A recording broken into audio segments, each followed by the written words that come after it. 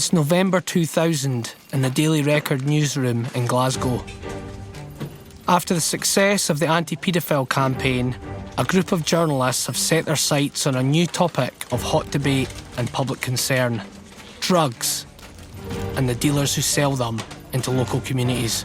This wasn't your organised crime networks bringing in contraband from overseas, but rather those dealers next door everyone knows about, but seem to operate with impunity.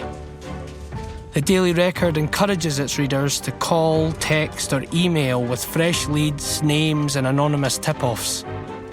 Soon enough, this group of journalists will have their attention drawn to one particular dwelling on Lower Bridge Street in Stirling, Fortress Haney.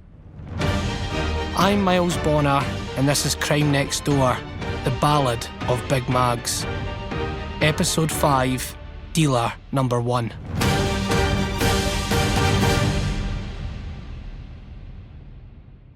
At the turn of the century, the newly formed Scottish Parliament was struggling to get to grips with a devastating heroin epidemic, and drug-related deaths in the country were rising at an alarming rate. There's more than 30,000 drug users in Scotland. Last year, 340 of them died. And it's frightening statistics like these, which today's measures are battling to address. The availability of heroin, particularly in the rural parts of Scotland, has gone way up in the last couple of years. And in that situation, when it's available, heroin is used. Estates like the Raploch were feeling the brunt of it. Unemployment had really hit Scotland, and the delivery of heroin into that environment just rapidly changed communities. Graham Pearson is a former Director General of the Scottish Crime and Drug Enforcement Agency. When one looks at the impact that drugs has had on our communities, it's destroyed some, completely destroyed them. We've seen this eradication of community spirit in whole ranges of communities across Scotland during the 80s and 90s into the 2000s. It's against this backdrop the Daily Record decided to step in with their Shop a Dealer campaign.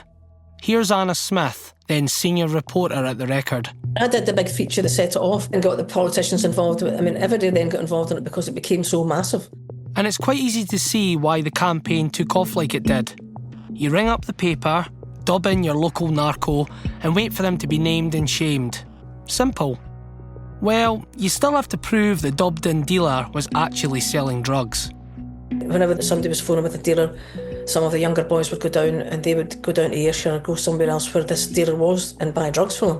One of those younger boys was journalist Mark McGivern. In those days we had offices in Aberdeen, in Dundee, and a large office in Edinburgh also. We were in a golden period then because there was so much money to be made from newspapers because there was no internet, effectively. But when you consider that back in those days, maybe shortly before then, you reached the peak where around 800,000 sales of the Daily Record happened in Scotland, a country of not much more than 5 million. And a lot of power then. Back then, if you appealed for information on any topic, you would get it by the shed-load, as we did in this one.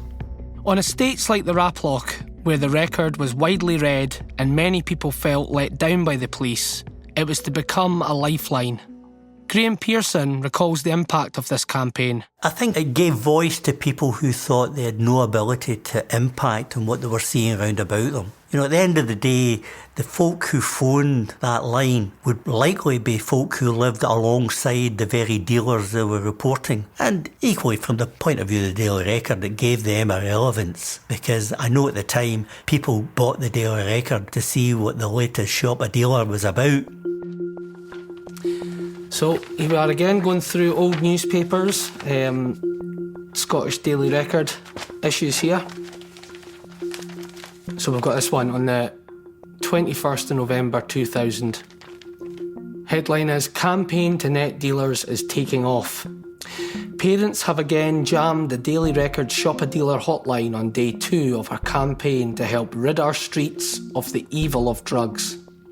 On Sunday, more than 70 names were forwarded to us, and yesterday we even beat that terrific response. One elderly woman called the hotline to tell us about a member of her family who's peddling heroin. She said, "It breaks my heart, but if this saves just one kiddie, then it is worthwhile." Hundreds phone up to name dealers in death. Scottish Daily Record on the 27th of November 2000, so that's like 6 days later. The Daily Record Shop a Dealer drugs hotline has taken more than 500 calls from all parts of the country in a week. Many of the names past us came up again and again. The message to the drug peddlers is that decent, honest people know who you are and have passed on your details to us. Soon we plan to name and shame some of the dealers in misery who plague Scotland's streets. Shop a Dealer clearly struck a nerve. There was about 8 reporters working on this all the time, phones going all day long. I think the phenomenon about it was that the amount of calls from every area, from richer areas, poorer areas, from across the country. A lot of people wanted to retain their anonymity for obvious reasons, because you could be shot for giving this type of information. There wouldn't be a single person who came on in that campaign who said, yeah, you can quote me on that. So you'd get text messages from phones where you wouldn't know who was at the end of it. Each lead would need to be fully checked out before anything could be published. Usefully for Anna and Mark, multiple tip-offs shopping the same dealer helps with corroboration. And then the next thing was, we've got somebody here, Mags Haney, she's one of the main ones.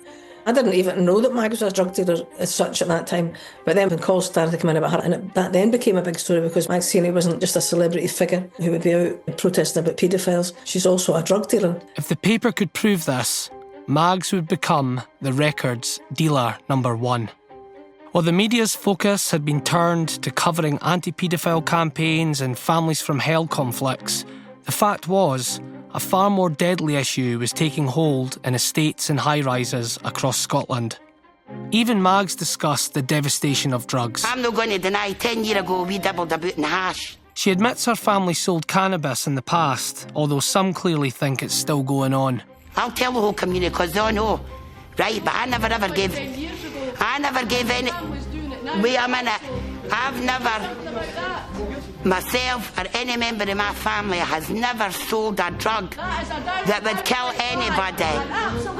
Well, This was 1992 in Raploch Community Hall, and you can hear the derision from some local residents as she addresses them. This meeting last put our cards on the table and get it all out the day.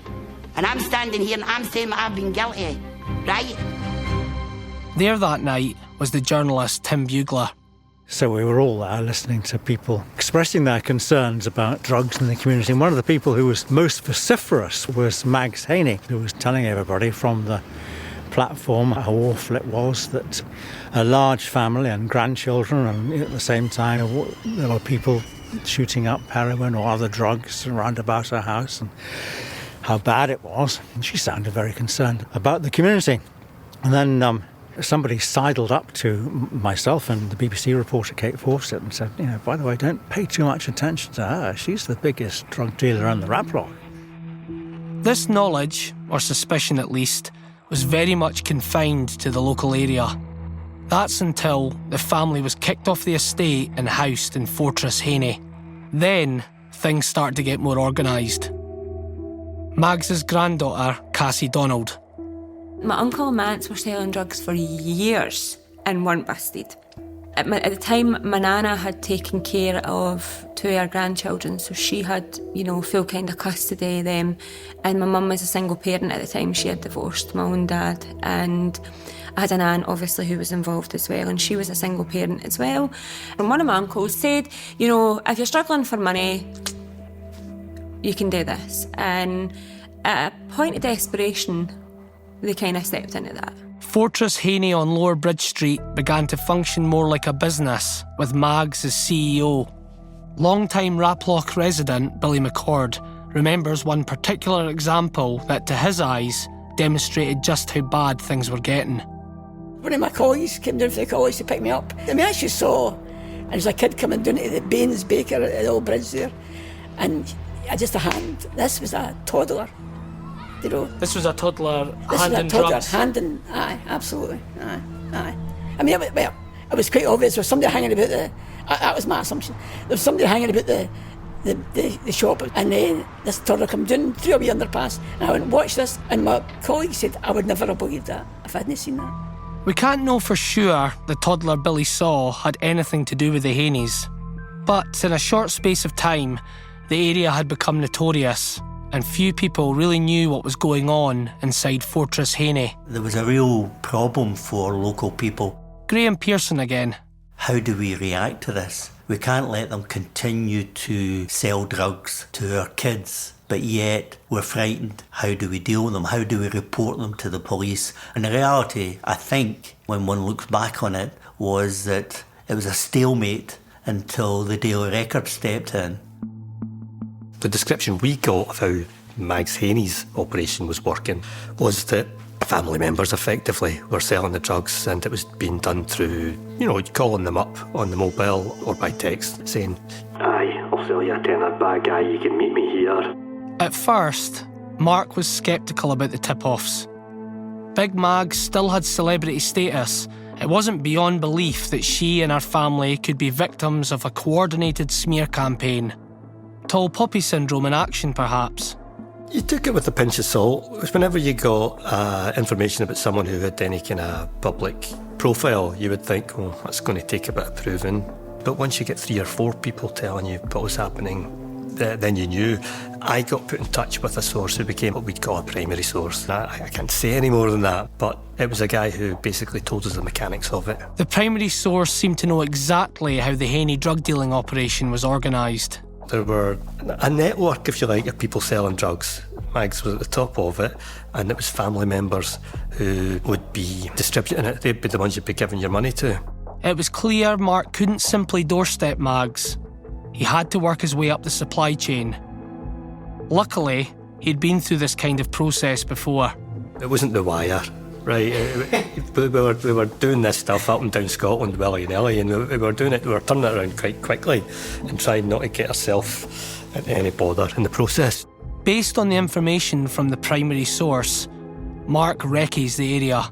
I remember quite well the place because I'm familiar with Stirling because I went to uni there, and I remember the street. It was round the corner from Bruce Street where so many students lived, and I remember being struck by that who'd have thought it, people selling heroin round the corner here.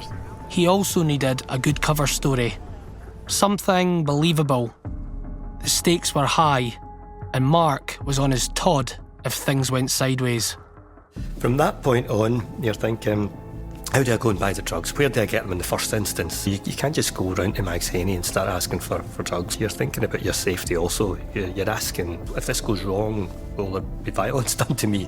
How do I do this? And you're thinking from the start, even if I give a plausible story, if they don't know me, they might not sell me drugs. Mark and his colleague go undercover, playing the part of addicts in need of a fix. The first hurdle was gaining the trust of the street dealer. Essential if they're ever going to gain entry to the fortress. We went to the designated place. We did it a couple of times. Another reporter. And you got a bit of trust. You've dressed down, you're wearing the jeans, and you don't shave. You're trying to look a bit scruffy, because it comes with the territory.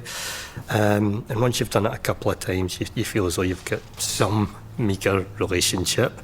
So after we've bought heroin a couple of times, paid our tenors for our tenner bags, we asked if we could get more stuff. And the backstory for that was that we would be wanting to pass it on a bit ourselves. Maybe it wasn't quite how things work, but getting it for the price that we would have been paying that person. But Mags would maybe be able to sort something out for you. So, okay, it wasn't a perfect story. We'll go with this. Mm-hmm. So tell me about that then. So I've got this right. You go and buy a couple of bags from the lower down the chain minions, and then it goes up the chain to try and get a bigger volume.